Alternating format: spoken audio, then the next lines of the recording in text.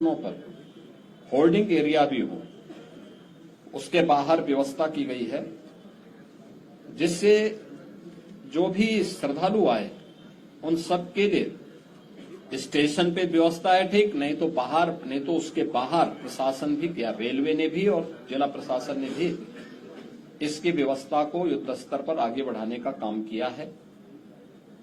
मेला प्राधिकरण ने यहां पर लगभग 5000 एकड़ क्षेत्रफल में प्रयागराज को जोड़ने वाले मार्गों पर संगम से 2 से 5 किलोमीटर की दूरी पर पार्किंग स्पेस भी चिन्हित करके उन्हें सक्रिय कर दिया है। हर पार्किंग स्थल पर चौकी भी होगी, सुरक्षा की पुख्ता व्यवस्था भी होगी, पब्लिक एड्रेस सिस्टम भी होगा। इस सारी कार्रवाई आगे बढ़ाई जा चुकी है। पेंटोन ब्रिज पहली बार हम लोगों ने इनकी संख्या पर होल्डिंग एरिया भी हो, उसके बाहर व्यवस्था की गई है, जिससे जो भी श्रद्धालु आए उन सब के लिए स्टेशन पे व्यवस्था है। ठीक नहीं तो बाहर, नहीं तो उसके बाहर प्रशासन भी किया, रेलवे ने भी और जिला प्रशासन ने भी इसकी व्यवस्था को युद्ध स्तर पर आगे बढ़ाने का काम किया है। मेला प्राधिकरण ने यहां पर लगभग 5000 एकड़ क्षेत्रफल में प्रयागराज को जोड़ने वाले मार्गों पर संगम से 2 से 5 किलोमीटर की दूरी पर पार्किंग स्पेस भी चिन्हित करके उन्हें सक्रिय कर दिया है। हर पार्किंग स्थल पर चौकी भी होगी, सुरक्षा की पुख्ता व्यवस्था भी होगी, पब्लिक एड्रेस सिस्टम भी होगा। इस सारी कार्रवाई आगे बढ़ाई जा चुकी है। पेंटोन ब्रिज पहली बार हम लोगों ने इनकी संख्या 2019 में बढ़ाई थी, जो 22 तक पहुंची थी। इस बार महाकुंभ को देखते हुए 30 पेंटोन ब्रिज बनाए जा रहे हैं, जिनमें 28 बनकर के तैयार हो चुके हैं। तो अगले 3-4 दिन के अंदर वो भी बनकर के तैयार होंगे।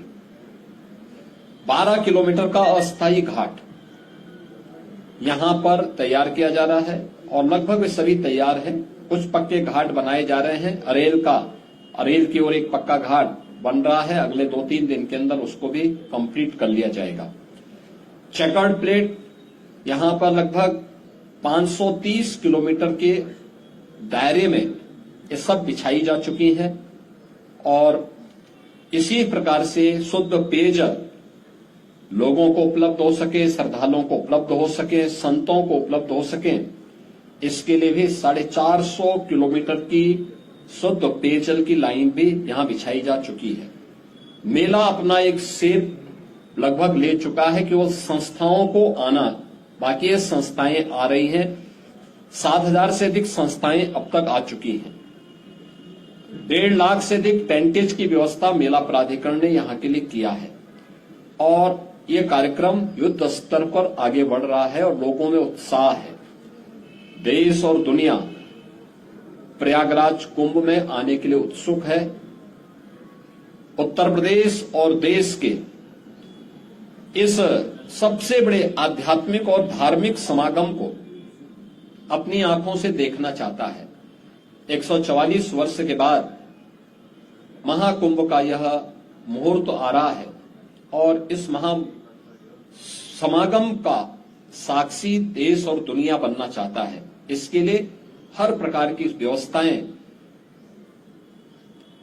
डबल इंजन की सरकार ने, केंद्र और राज्य सरकार ने मिलकर के, यहां पे प्रशासन और पुलिस ने मिलकर के, मेला प्राधिकरण के साथ मिलकर के इन सभी कार्यक्रमों को युद्ध स्तर पर आगे बढ़ाने की तैयारी की जा रही है और जनवरी प्रथम सप्ताह तक संस्थाएं भी आ चुकी होंगी, तैयारियां पूरी हो चुकी होंगी।